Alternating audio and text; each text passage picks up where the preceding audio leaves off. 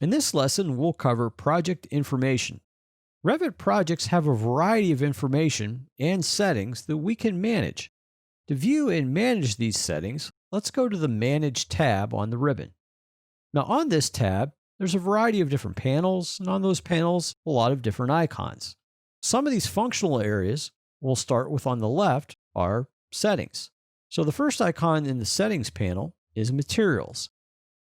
Materials are these materials loaded into Revit to be assigned to different elements, walls, doors, windows, and it has a variety of different settings, graphics, appearances, physical attributes, and thermal attributes. This information is used when we do a lot of analysis on our actual Revit models. To the right of materials is an option called Object Styles. Object Styles is where we can set a variety of things for models, let's say, for object lines, densities, color, line pattern.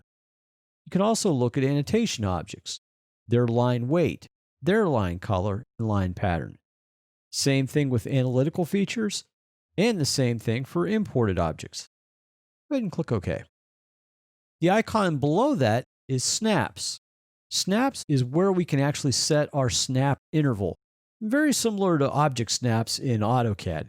Here we can set our angular snaps, our linear snaps, and how do we want to treat snap conditions, meaning where we snap to. You also notice the shortcut keys listed in parentheses. Go ahead and click OK. Below snaps, we have project information. Now, project information has a variety of different things relating to different parts of Revit. Go ahead and click project information. Here we can see you have organization name, description, building author, and at the very bottom, the project status, the client name, the address, name, and number. To the right of project address, if you were to click edit, you actually see you can enter in the address. If you go up to the right of energy settings and click edit, this is where you can set the variety of settings used in an energy analysis. One thing to note would be settings that we may want to use that may be derived from the Revit Architects model or the Revit Architects project. That has to do with a variety of wall types, door types, floor types, and other building elements. So as you scroll through the list, you see a variety of things you can actually set. But regarding the construction of the building and the elements coming from the architect, and if they're set or linked, we can actually verify this and look at this in the option for building construction. So to the right of building construction, where it says building, simply click on building, and then to the very right, a button will appear with 3 dots. That's called the ellipse button. Go ahead and click that. This will open up default construction types for each one of these categories. Now I can see there's an override because I'm overriding what's linked from actually the Revit Architects project. But each one of these, if you were to click in the dropdown, you have a variety of standard materials that could be used for each of these elements. Now we'll speak more on this in another lesson, but just pointing it now, this is where this would be configured, specifically for the energy analysis. Go ahead and click OK, and OK again, and OK one more time. Now other icons for various settings. Project parameters, if you were keeping track of project parameters.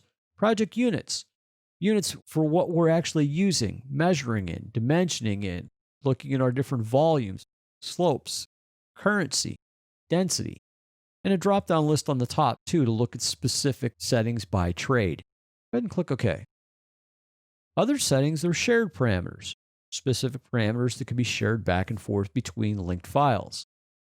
You have a Transfer Project Standards button, meaning all of these standards and settings we're looking at could be transferred in from another Revit project. You have Purged Unused. Now this is actually a very powerful command that you may want to use after you're done with your actual Revit project or at various intervals. Basically what it does is it removes elements or components that you're not using, therefore making the Revit project file smaller. To the right of that, we have a variety of settings for our different disciplines. Structural settings, and below that in the drop-down, settings for mechanical, electrical, and various other settings for load classifications, demand factors, and building and space type settings. Below that, we have schedule settings. and an ability to manage our schedule templates. To the right of that are our standards for our Revit project. Everything from our fill patterns, hatch patterns, to actually line types, line weights, to our callout symbols, arrowheads, dimension types. To the right of that are our project information settings, such as project location.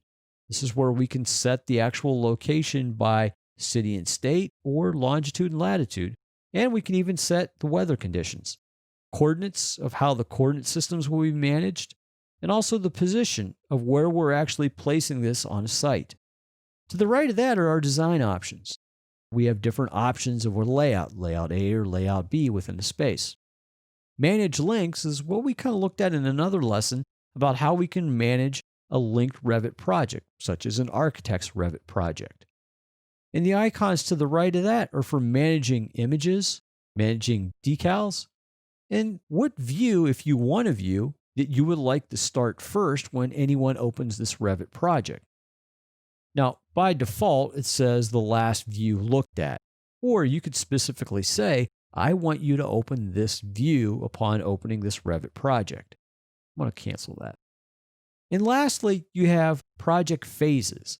Phases being, if we're looking at this from a timeline perspective, we're looking at what's existing, or is there new construction, or is there demolition? And then you have phase filters based on these different phases and what to display or not to display regarding graphic overrides for each of these elements. Go ahead and click OK. So in this lesson, we looked at various project settings and project information, ranging from materials to project location to energy settings, and settings carried down from our actual linked project, meaning the architect's project, and our actual CAD standard settings, line types, line weights, dimension styles, arrowheads, and also different elements as far as what's being managed. The Revit file itself, meaning the architect's file as far as it being managed in its length, decals, other images, and finally, project phases.